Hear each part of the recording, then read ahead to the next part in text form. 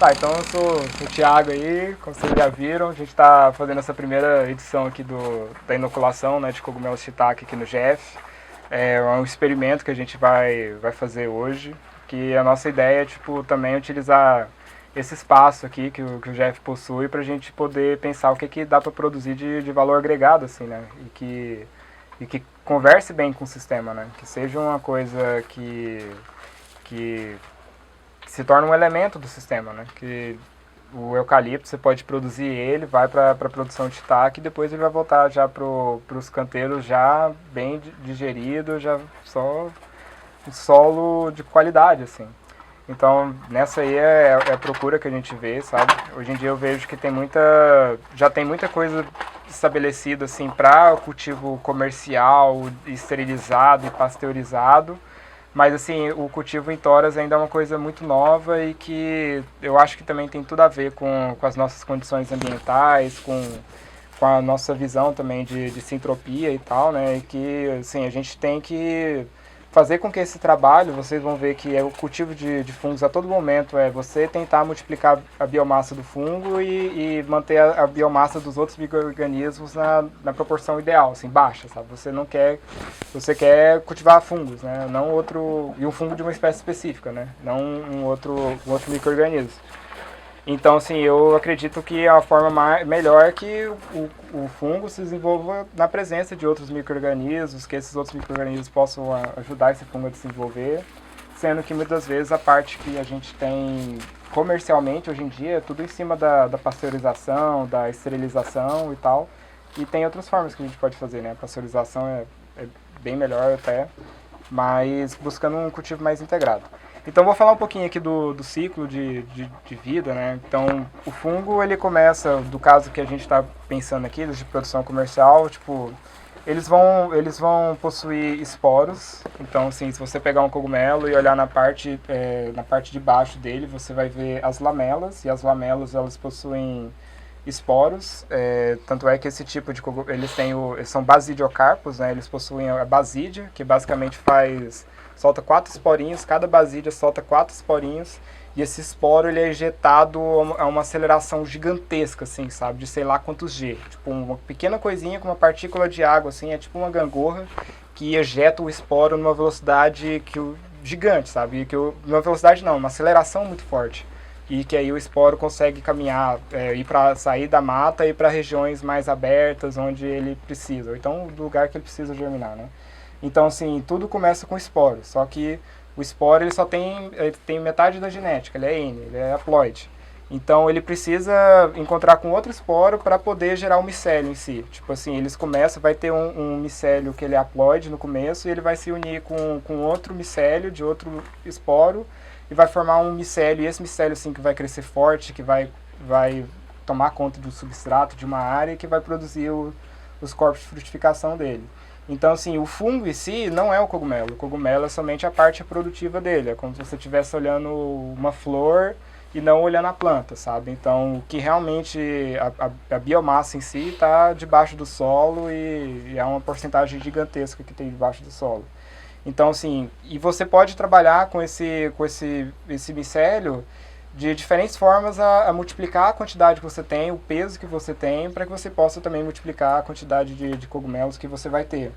Então, assim, tem todo um trabalho também de genético, assim, de escolher uma variedade a partir do esporo, ou então a partir de um cogumelo já existente, várias formas de você adequar variedades para o seu bioma, a sua temperatura, a sua umidade, etc., que são áreas mais avançadas, mas tudo no final se resume a esse processo que a gente vai ter aqui. São esporos que viram um micélio que você pode cultivar em diferentes formas. Hoje em dia eu utilizo seringas e cultura líquida, é a forma que eu acho mais segura assim, de lidar com contaminação e manter um custo de produção baixo, sem gerar muito plástico, sem gerar... E assim, a parte laboratorial minha ainda tem essa questão do plástico, mas a gente está sempre tentando usar o máximo de vidro possível e práticas como essas para poder evitar o plástico, né? Mas enfim, você pode começar com uma cultura líquida como essa. Uma cultura líquida dessa, você vai reparar que tem certas nuvens aqui dentro, que basicamente é o micélio e que está numa solução de água e açúcar, basicamente, que é só para ele poder multiplicar a biomassa, assim, para a gente poder passar isso para um outro recipiente. Que no caso, no meu método de cultivo, a gente usa o grão aqui, o trigo, né? A gente estava falando sobre a cultura líquida, que a gente consegue transferir ela para um grão, e a partir desse grão eu posso utilizar ela para um substrato de serragem, para uma palhada, alguma coisa que eu tenho. Eu também posso inocular numa cavilha como essa aqui, ou então diretamente a cultura líquida, essa parte eu ainda não sei. Não tem a cavilha ainda, porque eu nunca achei para comprar uma cavilha com essas dimensões. Mas que eu posso utilizar isso aqui para poder inocular a minha tora ou para produzir numa caixa de cultivo e etc, né? Esse é basicamente, e no cultivo de cogumelos a gente está sempre multiplicando biomassa. A gente começa com uma seringa, a gente vai para um pote desse, que leva para um pote maior, que é bem a forma com que o micélio ele trabalha. Assim, ele trabalha sempre nas pontas, o crescimento dele, por exemplo, se você inocula uma parte aqui no meio, ele vai começar a expandir das periferias, ele está sempre se expandindo nas periferias. O centro dele, a atividade biológica ali, química, é menor. O que rola mesmo é na ponta, sabe? Na ponta do micélio tem uma estrutura que chama Spitzenkorper. Tipo assim, é uma estrutura que é basicamente, imagina como se fosse uma ponta de uma célula, assim, que é uma coisa que a gente não entende muito bem como é que funciona, mas que basicamente ele pega vesículas de enzimas e de substâncias e consegue, tipo, jogar ela para a parede da célula, assim, para a parede da ponta da célula, e ele consegue ir crescendo, assim, ele cria uma condição em que a parede da célula meio que não existe, que está interagindo diretamente com o ambiente, assim, sabe? E ao mesmo tempo ela está sendo sempre recriada, assim, sabe? E aí tem altas paradas que está relacionada à natureza da água, assim, porque tem um fenômeno da água, chama Easy Path, alguma coisa assim, que basicamente fala que em membranas hidrofílicas, tipo assim, que atraem água, que pode ter contato com a água na divisa da membrana, ela consegue trocar nutrientes mantendo aquela estrutura ali, sabe? É um negócio bem interessante. E que o cogumelo, o micélio, ele utiliza isso nessa fronte. Então, assim, a ponta do micélio sempre está sendo feita e desfeita, feita e desfeita através desse processo, sabe? Não se misturando totalmente com o ambiente, mas se expandindo na direção que tem. E esse Spitzenkorper, ele é atraído, a direção que ele toma depende de tudo, assim, de todos os fatores que estão na Terra. Então, sei lá, a presença de metano vai atrair um tipo de micélio, presença de madeira em decomposição vai atrair outro tipo de micélio. Então, assim, essa é uma forma que os micélios crescem e se desenvolvem, assim, tipo, no final das contas tem essa estrutura na ponta, que é uma coisa fantástica, assim, que está sempre espirrando essas vesículas e fazendo o que tem que fazer. E na seringa ali tu falou que vai açúcar, né, com o micélio. Porque o açúcar ele fica fermentando? Não, ele não fermenta, porque essa cultura aqui, ela é esterilizada primeiro. Então, tipo, você faz uma água com açúcar, esteriliza ela, e aí você inocula o seu fungo e vai ter só o seu fungo. Não vai ter nenhuma outra bactéria para gerar um processo de fermentação. Se eu abrisse isso aqui, abrir a seringa, contaminei, já era. Vai fermentar, vai... Então o açúcar ele é um inibidor, assim. O alimento pro fungo, assim, para ele poder multiplicar a biomassa, sabe? Mas assim, tem gente que guarda esporos, esse tipo de coisa, em água destilada, por exemplo, seringas com água destilada, assim, sabe? Então, assim, tem várias formas também. Mas assim, para você multiplicar a cultura líquida, você precisa ter água e uma fonte de carboidrato para multiplicar a massa dela, né? E enfim, tudo isso chega a isso aqui, que aí o que a gente vai fazer aqui hoje vai ser fazer os furos na tora.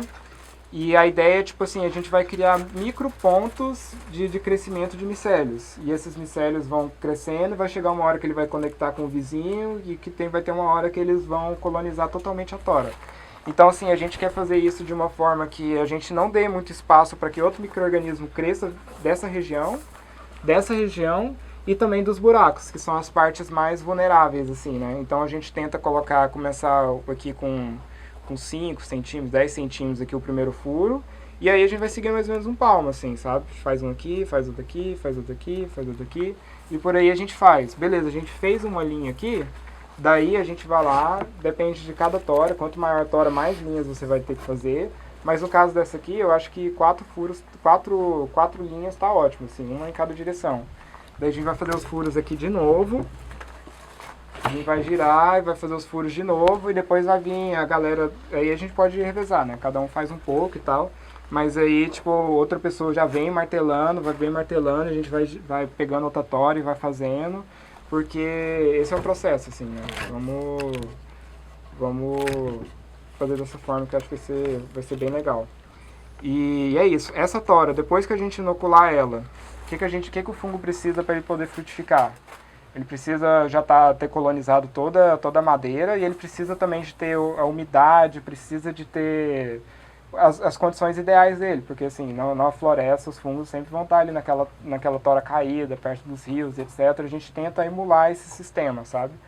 Então assim, a gente vai descer com essas toras depois, deixar perto lá na parte de baixo do Jeff, perto da mata dele lá, que é a parte que tem a maior umidade aqui, que a gente tem a maior probabilidade de sucesso, assim, de conseguir toras produtivas, né? Então, assim, a gente vai mantendo esse sistema e o tempo vai variar. Tipo assim, toras mais finas, elas produzem mais rápido. Tipo, elas começam a dar mais cedo. Só que elas dão menos, assim, a quantidade, elas vão dar uma quantidade e logo elas já vão estar exauridas, assim, e vai estar pronto para ir para a horta de novo.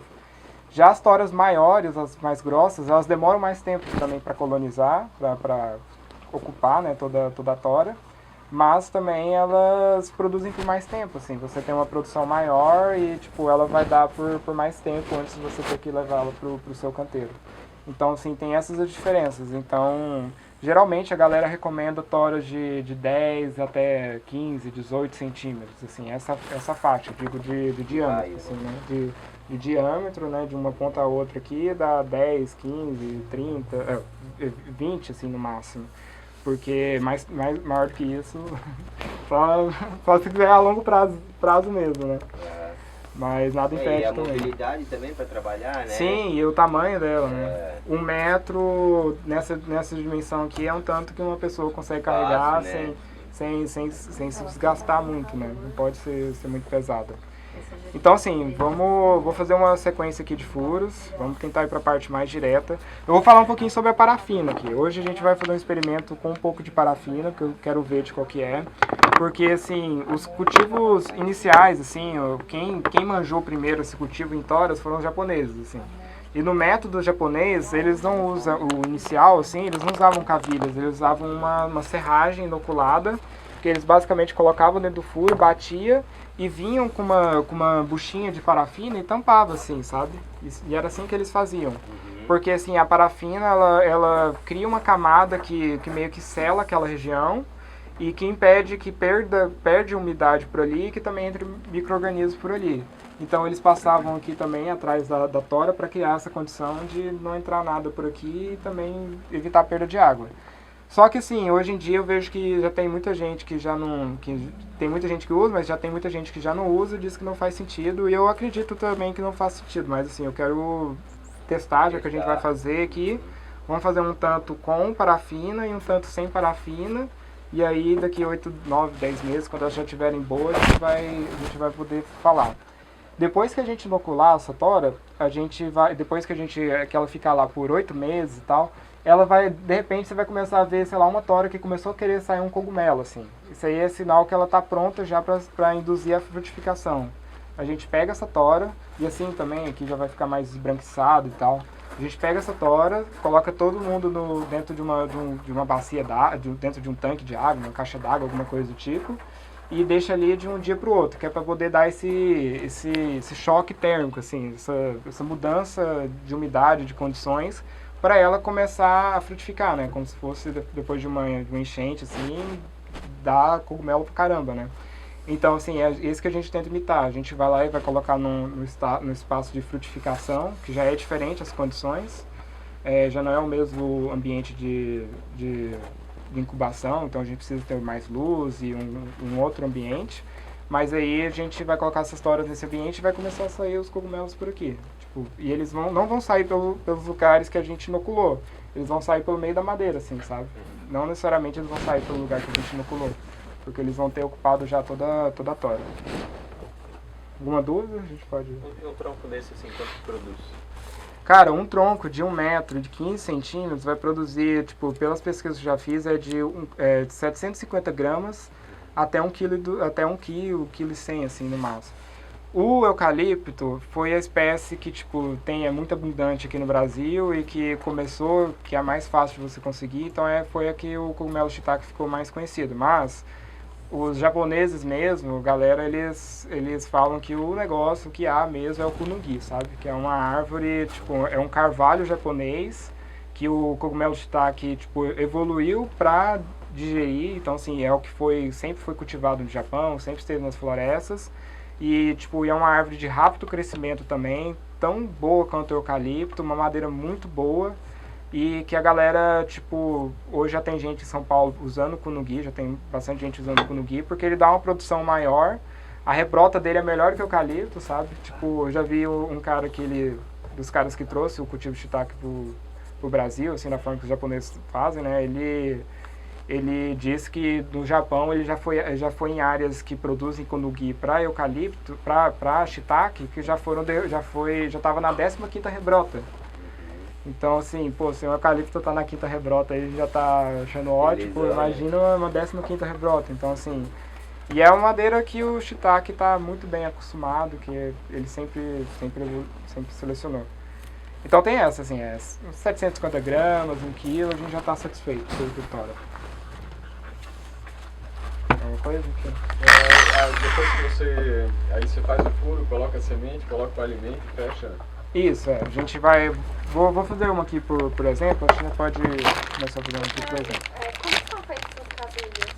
Essas cabilhas, eles compram, essas cabilhas são utilizadas para móveis, né, fazer união de móveis, então, tipo, você tem um furinho, bota uma peça na outra, bate a cabilha ali e não sai mais, não separa mais.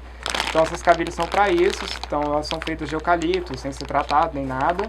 Elas são imersas em água, eles deixam ela de molho, depois ferve a cavilha com água para ela poder saturar de água, deixa ela dar uma secada por fora, e aí eles inoculam